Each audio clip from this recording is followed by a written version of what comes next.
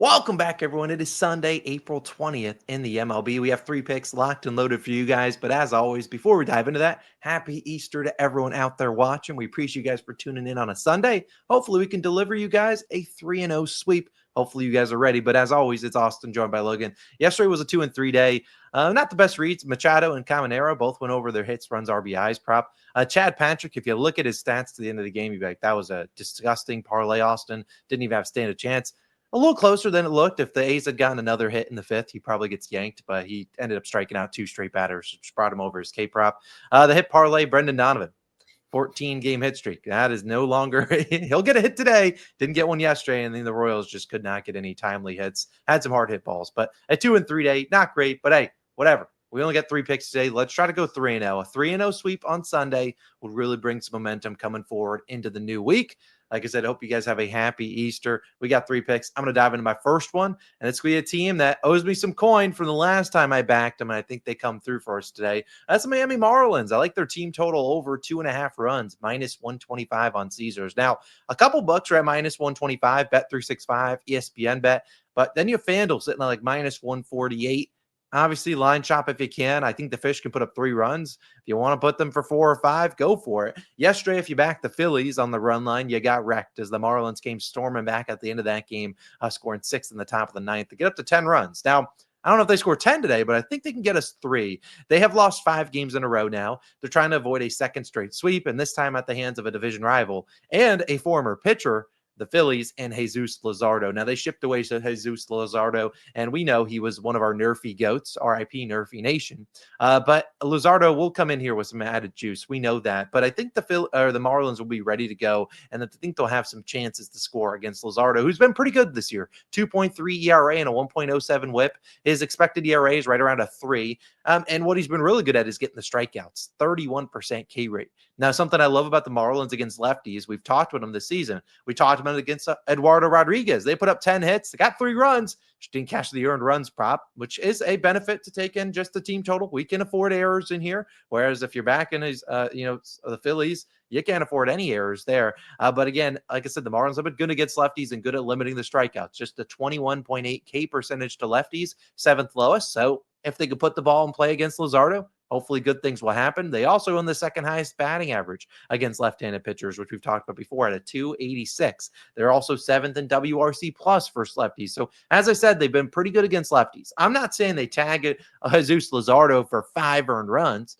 but I think they could get 1, maybe 2 on him. And then you turn it over to a bullpen that's for the Phillies is a little bit shaky. Heck, they could score 3 off Luzardo. We're trying to avoid a sweep. So the Marlins should shut out their normal lineup, and they should be trying hard to work at bats. They also don't want to be cooked by a former pitcher. So I look at this as a game where they can go out there, maybe get 1 or 2 on Luzardo. Then we get to the bullpen. We need some runs there. On the flip side, who's starting for the Phillies? It's Connor Gillespie. And honestly, that guy throws turkeys. And so we could see the Phillies run up the scoreboard on Gillespie. And that would honestly not be the worst thing in the world. Number one, no reason to run Jesus Luzardo into the ground. Number 2, you're not going to put out your best bullpen arms. That's kind of what they did yesterday. They were up by a ton of runs, trotted out the trash bullpen guys, and those are the guys that started giving up runs. Could be the same sort of recipe today. So I think this line's a little bit too low. I personally think the line should be 3.5. I think they can get us 3 against Luzardo in that bullpen. We're guaranteed 9 innings, so I like the Marlins to score 3 runs tonight.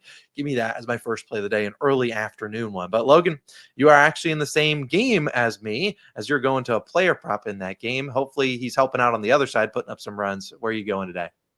Yeah, so mine's a player prop, a guy that came through for us half yesterday in our hit parlay. It's Trey Turner. It's my favorite player in the MLB. Trey Turner. I'm taking his bases today, over 1.5 total bases, plus 100 on DraftKings is your best value. Yesterday, when I mentioned my hit parlay of Trey Turner and Brendan Donovan, I said I love Trey. I love his matchup. I said you could take his bases, but I'm not that lucky. Yeah, he's coming off a 4-hit game yesterday. He cleared all of his lines yesterday. All we're asking for today is 2 bases. He can do it many ways. 1 home run, take care of it all. 1 double, triple, I'm fine with that. 2 singles, however it needs to happen today, Trey. I think I really do like his matchup today.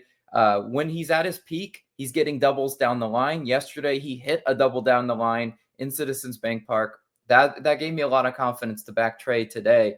Today, he faces Colin Gillespie, as Austin sort of touched on in that Marlins versus Phillies game. Gillespie, not a great pitcher at all. He's a reverse splits righty, meaning he allows a higher batting average to right-handed batters, which it's kind of counterintuitive, right? Normally, the righty-righty matchup favors the right-handed pitcher, but he's allowing a 270 batting average to right-handed batters.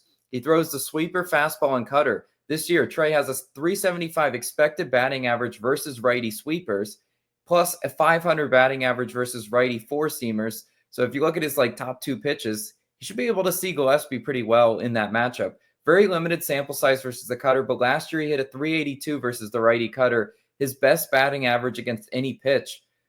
Again, if you're looking at the arsenal that he's going to face today, I think Trey really does handle Gillespie really well. Gillespie also 11th percentile on hard hit percentage, 26th percentile on ground ball percentage, 24th percentile on whiff percentage. All those stats meaning when Gillespie gets hit, he's normally getting hit hard, tagged for extra bases. And that's what we need. We need a double. If it's going to happen that way. With Trey's speed, a double is always on the table. He can leg out a hit that normally could be maybe a single for slower players. Trey could turn into a double. That's on the table with a guy like him. And even once Gillespie is out, Trey sees the Marlins' terrible bullpen, in my opinion. Definitely one of the bottom 5 bullpens in the league.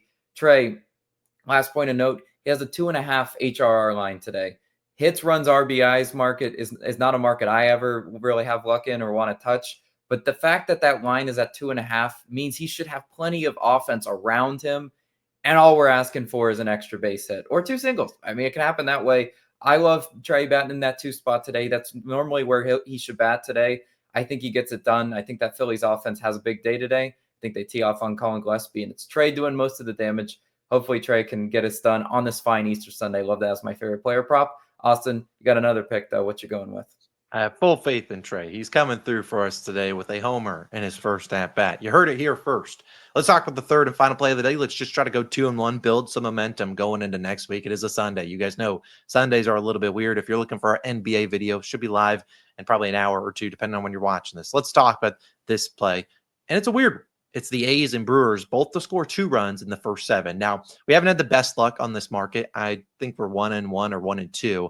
This might be my final time touching this market because I know it is a little bit of a niche market, but I do think this is, if it's a winner, we'll probably run back another one. If it's a loser, we're out on this market. But you can take this on DraftKings. You can take it on BetMGM. BetMGM didn't have it listed when we were recording right now, but they should have it listed. The reason they don't is because of Logan Henderson. If you never heard of him, I don't blame you. He's making his MLB debut. But I really think this is a game with some offense. Now, we have both teams tied in the series, 1-1. Both teams, and actually this play is not hitting either of the first 2 games, but it's kind of one team slow out of the gates. And this is a game where offense is on both sides. I looked at the full game over at 8, but I don't really know if we're getting there if we don't get at least 2 runs through the first 7 innings from each of these 2 squads. Now, I'll first start with the Brewers matchup as they're going to get Jeffrey Springs. Now, Jeffrey Springs had a great start in Seattle. I was like, oh, he might be back. And then he's really struggled since then, rocking a 4.5 ERA and a 1.4 whip. And in those last 3 starts in April, 4, 3, and 3 earned runs. He's given up a home run at each start, and he's been struggling with walks, 4, 2, and 3 walks. When you're given free base runners, you're going to pay the damage, throwing more pitches in an inning. And we've seen him really struggle second time through the order with a 323 batting average allowed. And last year at home, the Brewers were a top 10 offense against lefties. This year hasn't been the case. They've really struggled out of the gates against lefties. But I really want to point out the guys they faced some really tough lefties. Tariq Skubal, arguably the best lefty in the game. Cole Reagan's one of the best pitchers so far this season. Nick Lodolo, a guy that has the stuff when he's healthy, and Chris Bubich, who's been pitching pretty well. So those are like the 4 of the 7 or 8 lefties they faced. The other lefties they've tagged up. Max Fried, they got to him. They got to I'm blanking off the other guy that they got to recently. Eduardo Rodriguez, they faced him. They did good damage there. I'm confident they have plenty of opportunities against Jeffrey Springs. It's about capitalizing there on Easter Sunday at home, trying to win this series. I expect them to capitalize there. Springs has been struggling, and I think they can get some damage on him. Now, on the other side, it's Logan Henderson. Who the heck is he? He's making his MLB debut. And if you don't know anything about him, I'll fill in on the little info that I know. But he's a right-handed pitcher. In 2024, he was pretty good in single A and double A. They called him up into triple A at the end of the year. He had made 6 starts at a 4.56 ERA. Now, this year, he's been better in triple A. He started there. He's rocking a 3.21 ERA. But the whip, 1.36, a little bit troubling if you're giving up 1.4, walks and hits per innings pitched. That's dangerous to AAA guys. Now, what he's been able to do is get the swing and miss, and that's what he's been dominating in AAA. He's had 24 strikeouts in 14 innings pitched. However, sometimes I look at when guys like Logan Henderson, a guy like that's not well known, like a Paul Skeens, they're striking out guys left and right in AAA, and they're relying on those Ks. They get called up. It's not as easy to strike out an MLB hitter as it is a guy in AAA. So I look at them. We know the A's, although they didn't show it yesterday, second lowest K rate versus right-handed pitchers so far this season. We've seen Henderson could walk some guys, could be a little bit nervous in his first ever start. I know the A's haven't seen him before, but again, maybe that first time through the order is a little bit slow, but second time they could be picking up on the pitches and they could be sending them for a ride. We've seen the A's put up runs 10th in WRC plus for righties this season. So I look at these two offenses. I love the Brewers matchup against Jeffrey Springs. Come off a game, they only scored 1 run yesterday, hit 3 for 30 as a team. They'll be better. Then Logan Henderson making his debut. I like the A's, an offense that's been humming along so far this season, especially against righties, against the guy that relies heavily on Ks in his MLB debut. It smells like a recipe for disaster there for him. So I like both these two offenses. I honestly looked back at it in the first 5, which was actually really good value, but I want to get a couple extra innings, only minus 130. Don't really want to lay more juice than that on this, but both teams in the A's and Brewers to score 2 runs through the first 7 innings. Go get it done in the first inning. That's all I care about. So to recap our picks, and I'm signing out. Marlins team total over 2.5. Trey Turner to get us 1.5 bases, 2 bases, and the A's and Brewers both to score 2 in the first 7. You guys have a wonderful Easter, and we hope to go 3-0. We'll see you guys back bright and early Monday morning. If you want to check out our NBA best bets video, I'm going to go crank out those picks right now, and it should be live in a few hours. It will be linked on the screen when it is there. Ladder challenge will probably run back today as well. Either way, thanks for tuning in. It's Austin. I'm signing out. Peace.